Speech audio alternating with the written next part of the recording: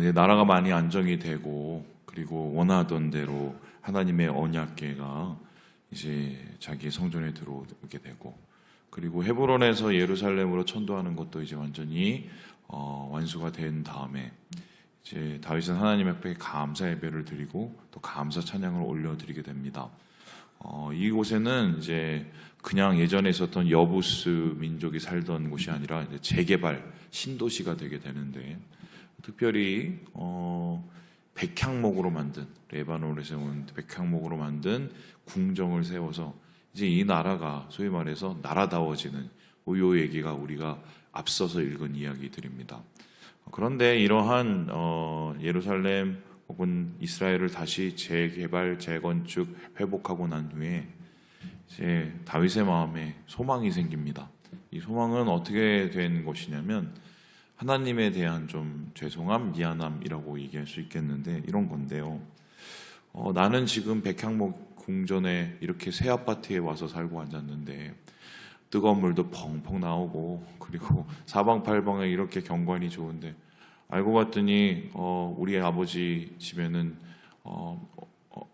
보일러가 제대로 돌아가고 있지가 않는 거죠. 그러면 이제 무슨 생각을 합니까? 보일러 한 대 놔드려야지 뭐 이런 생각하지 않습니까?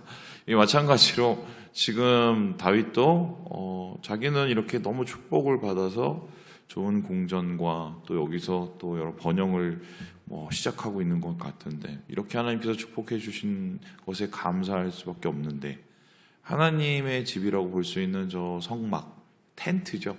텐트는 말 그대로 이제 너무 누추해진 거죠. 물론 그것을 천도 갈고 가죽도 갈았겠지만 그래도 마음이 참 좀 그랬던 것 같아요. 그래서 그것을 이제 나단에게 이야기를 합니다. 1절에 보니까 나는 백향목 궁에 거주하거늘 여호와의 언약궤는 휘장 아래에 있도다. 좀 마음이 이제 불편한 거예요. 이렇게 나단에게 얘기했더니 나단은 여기에 대해서 대답을 어떻게 했냐면요. 이렇게 했습니다. 2절에 보니까요. 하나님이 왕과 함께 계시니 마음에 있는 바를 모두 행하소서. 하나님 앞에 좋은 일 하려는 거네요. 성막을 이제 조금 거두고 성전을 짓고 싶으신 것이죠. 그거 하나님 기뻐하실 것 같습니다. 그러니까 지으시라고 이렇게 이제 다윗을 이제 응원해 줍니다. 그런데 웬걸요? 그렇게 나단이 이야기하고 나서 오는데 그 밤에 꿈을 꿉니다. 그 밤에 하나님께서 계시하시는데요. 4절에 이렇게 얘기를 합니다. 우리 같이 한번 읽어보도록 하죠. 시작. 가서 내 종 다윗에게 말하기를 여호와의 말씀이 너는 내가 거할 집을 건축하지 말라.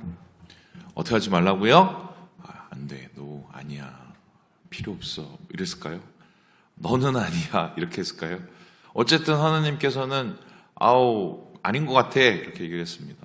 여기서 우리가 참 재밌는 거 한 가지는 나단이라는 선지자는 참 바르고 굉장히 하나님 뜻에 합한 사람이라고 생각했으나 나단도 틀릴 수가 있다는 것을 이제 보게 됩니다.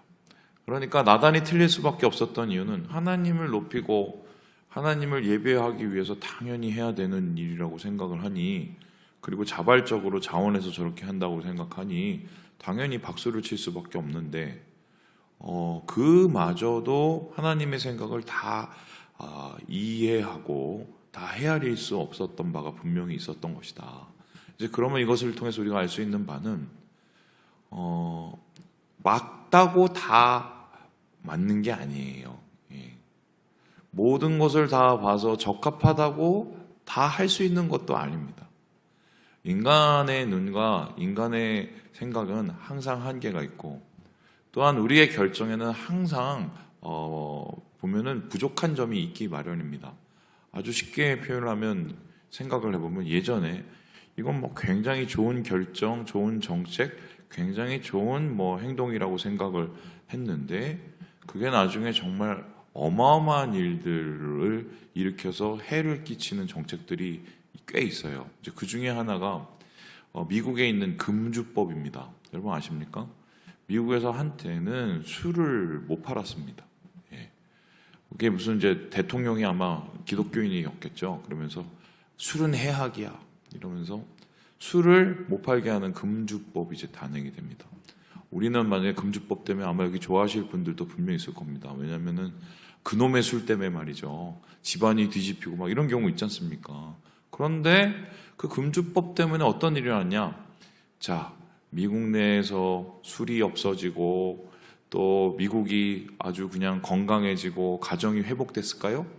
No. 이 암흑 경제라고 그러는 이 언더그라운드죠. 이 밑에 있는 경제가 활성화됩니다. 어떻게 활성화되나? 갱들이 술을 밀주를 만들어서요. 그거를 이제 운반책을 만들고 사업을 시작을 합니다.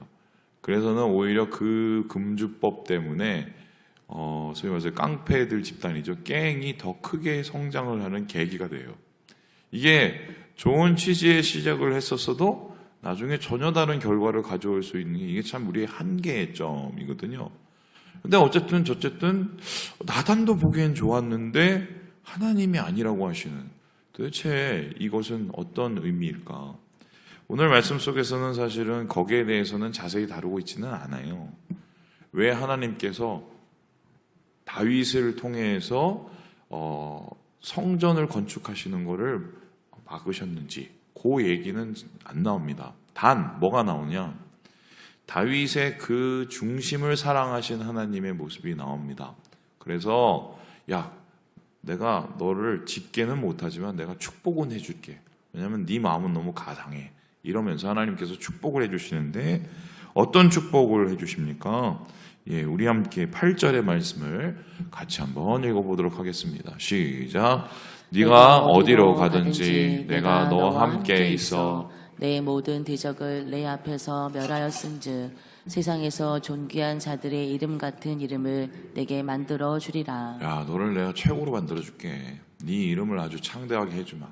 바로 이 아브라함에게 했던 그 약속을 이제 다윗을 통해서 실제로 진짜 이루어 주시죠. 아직도 이스라엘에 가면 그냥 다윗입니다. 다윗이면 다 끝나요. 그 사람들이 말하는 메시아도 결국 다윗의 회복이고요. 다윗이 다시 오는 거예요.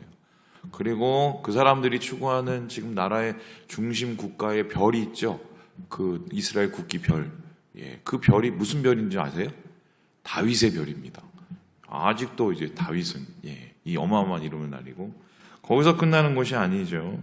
하나님께서 구조를 보니까 하나님께서 해치지 않게 해주겠다. 안전을 보호해 주십니다. 평화를 보호해 주시고 뿐만 아니라 10절에 보니까요. 한 왕조를 세워서 이 왕조, 다윗 왕조가 영원하게 해줬다는 것을 보장을 해줘요. 그리고 하나님께서는 그래도 네가 마음이 조금 섭섭할 수 있으니 내가 추가로 이렇게 하나 해줄게 하면서 12절에 보니까 이렇게 얘기를 하는데요. 우리 함께 같이 한번 읽어볼까요? 시작. 그는 나를 위하여 집을 건축할 것이요 나는 그의 왕위를 영원히 견고하게 하리라. 여기 말하는 그는 다윗의 아들이고요. 실제적으로 다윗을 이어서 왕이 된 사람은 여러분 잘 아시는 솔로몬입니다. 솔로몬은 하나님의 예언처럼 하나님의 말씀처럼 하나님의 집 성전을 건축하게 된다. 그래서 이제 다윗은 사실은 마음만 가지고 하나님을 감동시켜서 아무것도 안 하고 금도끼도 받고 은도끼도 받고 다 받는 뭐 이 얘기가 오늘 전체적인 이야기라고 할 수가 있겠습니다. 자, 그러면 이제 핵심적인 질문 한번 해보죠. 왜 다윗의 성전을 세우는 것을 하나님은 멈추게 하셨을까요? 이 얘기입니다. 이건 한번 들어보셨습니까? 이 설교를 잘 안 하세요, 목사님들이. 왜 하나님은 저 같으면 하겠어요. 뭐 잘 나가는데 이렇게 잘해주겠다는 하나님한테 하나님 제가 효도할게요. 뭐 이런 거 하잖아요. 왜 이걸 막으셨을까? 여기에 대해서는 두 가지 단서가 있습니다. 첫 번째 단서는 뭐냐면은 이 똑같은 말씀이 사무엘하 7장에 나오는데요. 사무엘 7장에 보면은 그 이유가 조금 나와요. 그 이유가 뭐냐면은 너는 피를 너무 많이 흘렸어.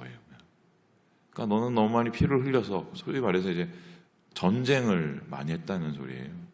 그러니까 전쟁을 많이 해서 그게 좀 걸리네 이렇게 얘기를 합니다. 여러분 전쟁을 하는 거하고 하나님의 성전을 세우는 거하고는 연관성이 뭐가 도대체 있을까요?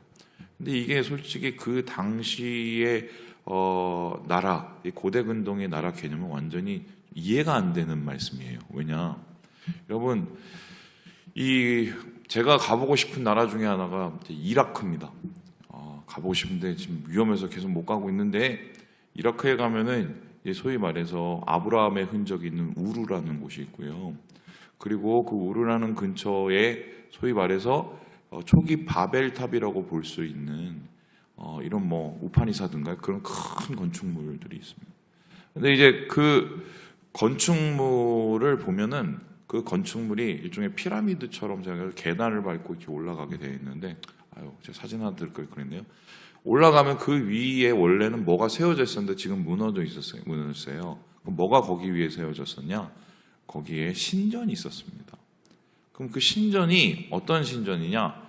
마르둑이라는 신을 섬기는 신전이에요. 그게 어마어마한 크기로 지켜졌죠.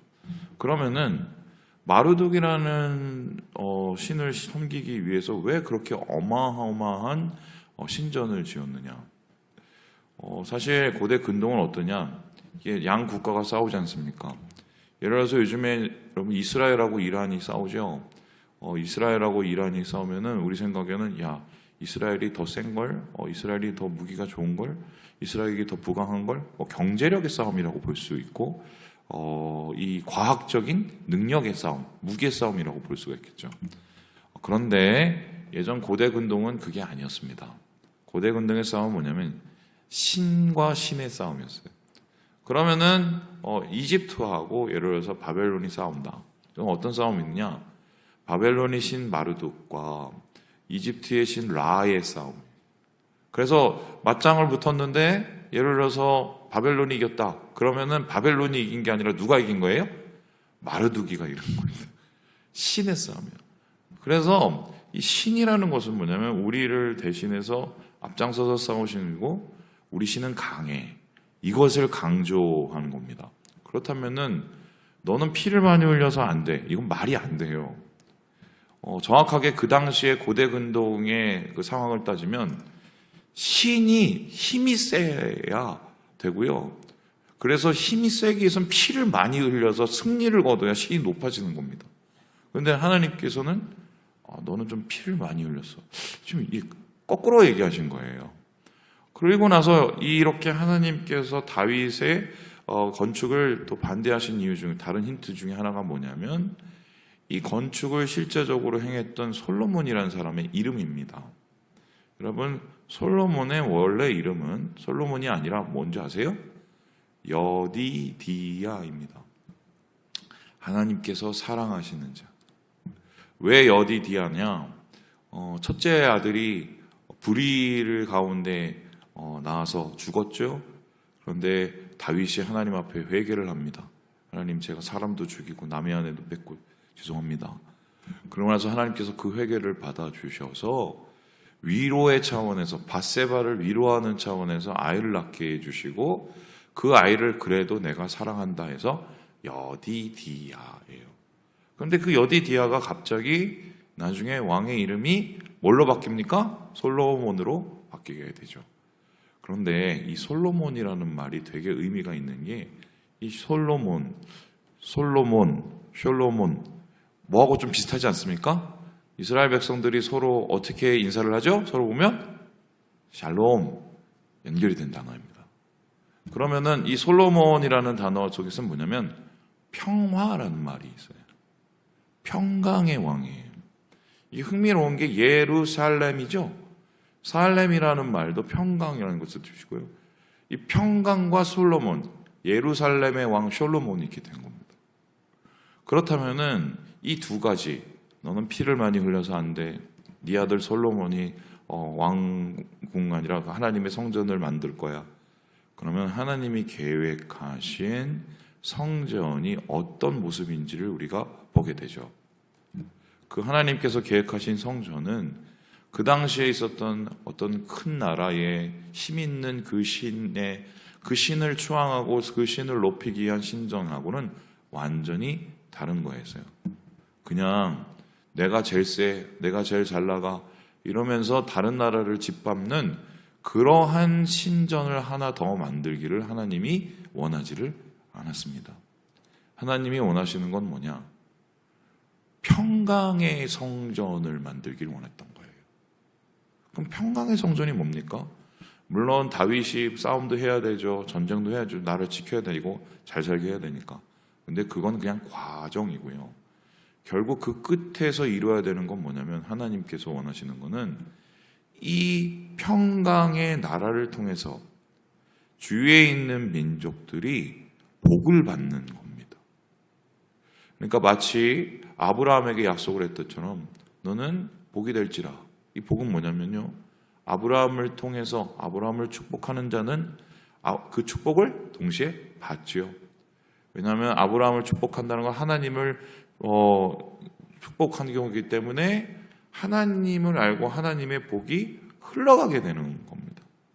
그래서 하나님이 성전을 세우실 때는 처음에 평강으로 시작할 수 있는 자의 손을 통해서 세우기를 원하셨던 거예요. 그래서 평화의 성전을 세워서 그 성전을 통해서 다른 백성들과 다른 나라들에게 하나님의 은혜를 흘려보내기 원하셨던 그러한 디자인 때문에 그 당시의 신전과 정반대되는 평강의 왕을 통해서 성전을 세우기를 원하셨던 것이죠. 그래서 이게 실제적으로 나중에 어디에서 구현이 되냐면 이사야서를 보면은 이런 말씀이 나오는데 만국에서 열방에서 시온산에 하나님을 예배하러 온다.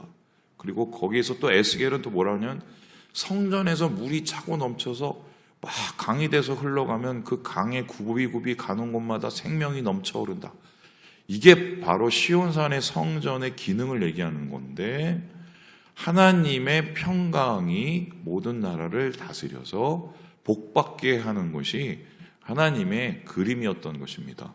그래서 다윗이 아닌 솔로몬을 통해서 전쟁이 아닌 평화를 이루시기 위해서 성전을 짓게 하시는 이 얘기가 사실은 오늘 역대상의 중간에 살짝 이렇게 빠져 있다. 이렇게 보면 되겠습니다. 자, 그렇다면은 이 이야기를 오늘날로 적용해 보도록 하죠. 자, 어제 제가 새가족반 하면서 우리 새가족들에게 물었습니다. 교회는 건물입니까? 사람입니까? 예? 교회는 건물입니까? 사람입니까? 이거 대답하셔야 돼요. 사람이죠? 예. 요즘에 우리는 이거를 성전이라고 합니까? 성전 아닙니다. 원래는. 요즘에 한참 됐지만, 총회에서 제대로 언어 사용해갖고 성전이 아니라 예배당이라고 해야 된다고. 예. 왜냐하면 하나님은 여기 계신 게 아니에요. 죄송하지만. 예. 하나님은 어디 계시냐면 우리 가운데 계십니다. 여기 사람 없으면 하나님이 왜 계시겠어요? 그죠? 하나님을 찬양하고 예배하고 하나님을 높이고 하나님 안에서 사랑하는 그게 성전이에요. 그게 예배 드리는 자고 그게 바로 교회인 거죠. 자, 그러면 우리가 교회예요. 우리가 하나님께서 우리 교회를 세워주셨습니다. 우리 성전을 세워주신 거예요. 예. 그럼 우리 성전을 통해서 하나님이 하고 싶으신 게 뭘까요? 나가서 싸우고, 예, 다투고, 욕하고, 이런 거를 원하실 거면 차라리 다윗을 통해서 성전을 세웠겠죠? 그런데 하나님이 원하시는 거는 어떻게 해요? 우리를 통해서 하나님의 복을 흘려보내고, 평강을 나타내고, 하나님께 영광을 드러내는, 이러라고 우리를 성전 삼아 주신 겁니다. 성령의 전.